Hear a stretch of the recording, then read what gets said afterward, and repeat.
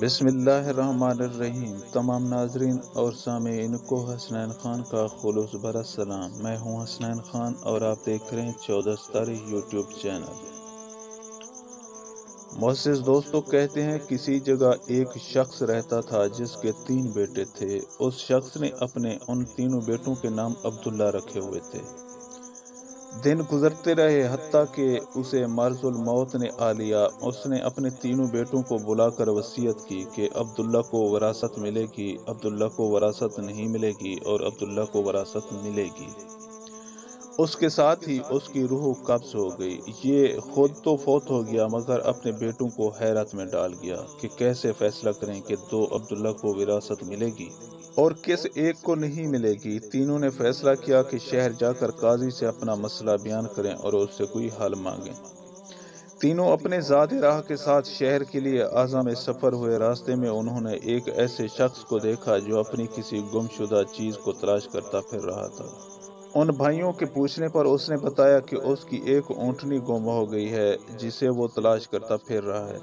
ایک عبداللہ نے پوچھا، کیا تیری اونٹنی ایک آنکھ سے کانی تھی؟ اس آدمی نے کہا کہ ہاں ہاں ایسا ہی تھا۔ دوسرے عبداللہ نے پوچھا، کیا تیری اونٹنی ایک ٹانگ سے لنگڑی تھی؟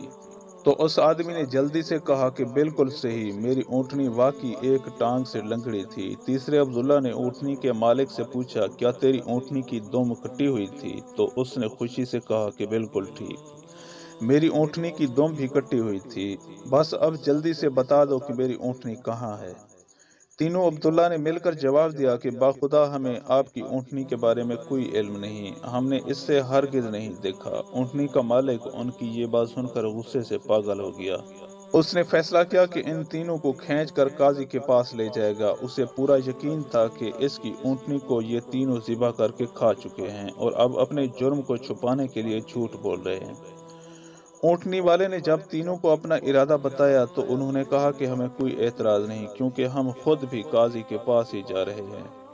جب یہ چاروں قاضی کے پاس پہنچے تو اونٹنی والے نے قاضی سے اپنا قصہ بیان کیا۔ قاضی نے ان تینوں سے کہا، جس طرح تم تینوں نے اونٹنی کی نشانیاں بتائی ہیں، اس کا ایک ہی نتیجہ نکلتا ہے کہ اونٹنی تم تینوں کے پاس ہے۔ بہتر ہے کہ تم اپنے جرم کا اعتراف کر لو۔ پہلے نے کہا، جناب عالی، ہم نے اونٹنی تو نہیں دیکھی تھی، ہاں البتہ اونٹنی کے آثار ضرور دیکھے تھے۔ جب میں نے اسے کہا تھا کہ تیری اونٹنی ایک آنکھ سے کانی ہے تو میں نے دیکھا تھا کہ راستے کے ایک طرف کا گھاس تو خوب چرا ہوا تھا مگر دوسری طرف کا ویسے ہی باامان موجود تھا۔ اس کا ایک ہی مطلب تھا کہ اس شخص کی اونٹنی ایک آنکھ سے کانی رہی ہوگی۔ دوسرے عبداللہ نے کہا کہ میں نے دیکھا تھا کہ راستے میں 3 قدم تو گہرے لگے ہوئے تھے جبکہ چوتھا قدم زمین پر معمولی پڑا ہوا تھا، جس کا مطلب بس اتنا ہی بنتا تھا کہ یہ جانور لنگڑا بھی تھا۔ تیسرے عبداللہ نے کہا کہ اونٹ جب راہ چلتے ہوئے اپنا گوبر گراتے ہیں تو دم سے ادھر ادھر بکھیرتے ہیں، جبکہ ہم جس راہ سے آئے تھے وہاں پر گوبر ایک ہی لائن میں سیدھا گرا ہوا تھا، جس کا ایک ہی مطلب ہو سکتا تھا کہ اونٹنی کی دم کٹی ہوئی ہے جو اپنا گوبر دائیں بائیں نہیں پھیلا پائی۔ قاضی نے بغیر کسی دیر کے اس آدمی کی طرف دیکھا اور کہا کہ تم جا سکتے ہو، تمہاری اونٹنی ان لوگوں کے پاس نہیں ہے اور نہ ہی انہوں نے اسے دیکھا ہے۔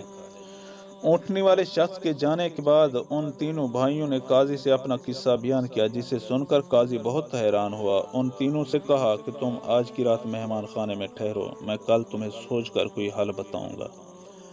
یہ تینوں مہمان خانے میں جا کر ٹھہرے تو انہوں نے محسوس کیا کہ ان کی نگرانی کی جا رہی ہے۔ کچھ دیر کے بعد ان کے لیے کھانا لایا گیا جو گوشت کے پکے ہوئے سالن اور روٹیوں پر مشتمل تھا۔ پہلے نے کھانے کو دیکھتے ہی کہا کہ یہ سالن کتے کے گوشت کا بنا ہوا ہے۔ دوسرے نے کہا کہ روٹیاں جس عورت نے پکائی ہیں وہ حمل کے ساتھ اور پورے دنوں سے ہے۔ تیسرے نے کہا کہ یہ قاضی حرام کی اولاد ہے۔ بات قاضی تک پہنچ گئی۔ اس نے تینوں کو دوسرے دن اپنی عدالت میں طلب کر لیا اور تینوں سے مخاطب ہو کر کہا کہ تم میں سے کس نے کہا تھا کہ یہ کتے کا گوشت پکا ہوا ہے؟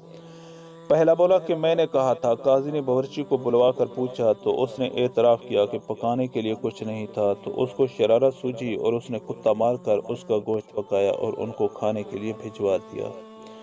قاضی نے پہلے سے پوچھا کہ تمہیں کیسے پتہ چلا کہ یہ گوشت کتے کا ہے؟ تو اس نے بتایا کہ گائے، بکری یا اونٹ کے گوشت کے نیچے چربی لگی ہوتی ہے، جبکہ یہ سارا چربی نما تھا۔ قاضی نے دوبارہ ان سے مخاطب ہو کر پوچھا کہ کس نے کہا تھا کہ یہ روٹیاں ایسی عورت نے بنائی ہیں جو 9 ماہ کے حمل کے ساتھ اور اپنے پورے دنوں سے ہے؟ جواب میں دوسرے نے کہا کہ میں ہوں جس نے یہ کہا تھا۔ قاضی نے پوچھا تمہیں کیوں کر یہ لگا؟ تو اس نے کہا کہ میں نے دیکھا روٹیاں ایک طرف سے پھولی ہوئی اور خوب پکی ہوئی ہیں تو دوسری طرف سے کچی اور موٹی رہ گئی ہیں۔ میں نے اس سے یہی نتیجہ اخذ کیا کہ روٹیاں بنانے والی ایسی خاتون ہے جس سے تکلیف کے مارے زیادہ جھکا نہیں جا رہا اور وہ سامنے کی چیز بھی نہیں دیکھ پا رہی، جس کا مطلب یہی بنتا تھا کہ عورت حاملہ ہے اور روٹیاں بنانے میں تکلیف محسوس کرتی رہی ہے۔ قاضی نے اس دوسرے سے بھی کہا کہ تم وہ عبداللہ ہو جسے اس کے باپ کے ترکہ سے وراثت میں حصہ ملے گا۔ پھر قاضی نے تینوں سے مخاطب ہو کر پوچھا کہ یہ کس نے کہا تھا کہ میں والد الحرام ہوں؟ تیسرے نے جواب دیا کہ یہ میں نے کہا تھا۔ قاضی اٹھ کر اندر گیا اور اپنی ماں سے پوچھا کیا یہ سچ ہے کہ وہ حرامی ہے؟ تو اس کی ماں نے کہا کہ یہ سچ ہے کہ تم حرام کے ہو۔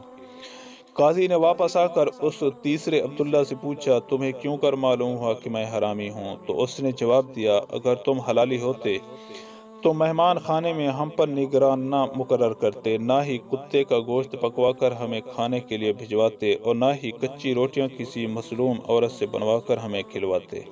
قاضی نے اسے مخاطب کرتے ہوئے کہا کہ تم وہ عبداللہ ہو جسے اس کے باپ کے مال سے ورثہ نہیں ملے گا۔ تیسرے نے حیرت کے ساتھ قاضی کو دیکھا اور پوچھا کہ مگر ایسا کیوں؟ قاضی نے کہا کیونکہ ایک حرامی ہی دوسرے ولد الحرام کو ٹھیک ٹھیک پہچان سکتا ہے، اور تم بھی میری طرح حرام کی اولاد ہو۔ وراثت پانے والے دونوں عبداللہ اپنی ماں کی طرف لوٹے اور پوچھا کہ ہمارے تیسرے بھائی کا کیا ماجرا ہے؟ تو ان کی ماں نے کہا کہ تمہارا باپ ایک بار صبح کی نماز پڑھنے مسجد گیا تو اسے دروازے پر رکھا ہوا پایا تھا، اسے گھر لایا، اس کا نام بھی تم دونوں جیسا عبداللہ رکھا اور اس کی پرورش کی۔ معزز دوستو، ہم امید کرتے ہیں کہ آپ کو ہماری یہ ویڈیو اچھی لگی ہو۔ اگر آپ کو ہماری یہ ویڈیو اچھی لگے تو پلیز آپ ہمارے چینل کو سبسکرائب اور اس ویڈیو کو لائک ضرور کیجیے۔ اب ہمیں اپنی اگلی ویڈیو تک کے لیے اجازت دیجیے، اس دعا کے ساتھ کہ اللہ پاک آپ کو اپنی حفظ و امان میں رکھے۔ اپنا بہت زیادہ خیال رکھیے گا۔ شکریہ۔ خدا حافظ۔